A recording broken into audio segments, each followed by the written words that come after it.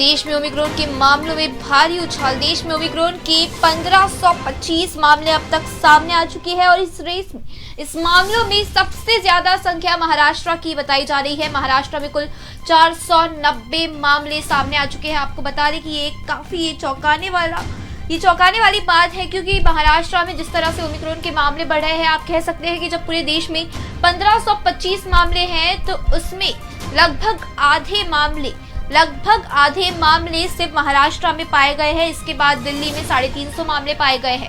अगर ऐसे ही मामले बढ़ते रहे, हालांकि ओमिक्रॉन को इतना खतरनाक नहीं बताया जा रहा है। ये बताया जा रहा है रिपोर्ट्स के मुताबिक ये जो मामले सामने आ रहे हैं वो डेल्टा वायरस के हैं, डेल्टा वेरिएंट के जो मामले हैं वो बढ़ रहे हैं, लेकिन ओमिक्रॉन के मामले भी लगातार बढ़ रहे हैं। महाराष्ट्र में सबसे ज्यादा ओमिक्रॉन के 490 मामले सामने आए हैं। साथ ही दिल्ली में 350, गुजरात में 136, तमिलनाडु में 117, ऐसे करके अब तक 23 राज्यों में ओमिक्रॉन अपना कहर बरपा चुका है। अगर ऐसे ही मामले सब जगह सामने आते रहे तो एक बार फिर देश की मुश्किलें बढ़ती हुई नजर आ रही है।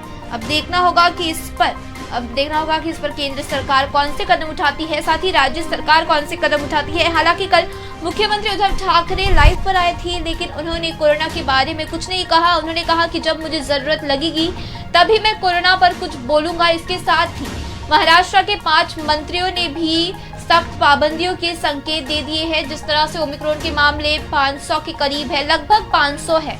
देश के लगभग आधे मामले ओमिक्रॉन के महाराष्ट्र में ही पाए गए हैं। इस वजह से तीसरी लहर तो महाराष्ट्र में आ ही चुकी है। लॉकडाउन की घंटी भी महाराष्ट्र में बजती हुई नजर आ रही है। अब देखना होगा कि इस पर क्या फैसला लिया जाता है कि पाबंदियां और बढ़ाई जाएंगी, क्योंकि मुंबई में, महाराष्ट्र की राजधानी मुंबई में भी लगातार मामले बढ़ रहे हैं और कल भी महाराष्ट्र में लगभग 10,000 कोरोना के मामले सामने आए थे। 9,170 मामले सामने आए थे। लगभग 10,000 महाराष्ट्र में कई महीनों बाद ऐसे मामले सामने आए थे। इसके बाद लगातार ओमिक्रॉन का कहर बढ़ते हुए महाराष्ट्र में लगभग 500 मामले ओमिक्रॉन के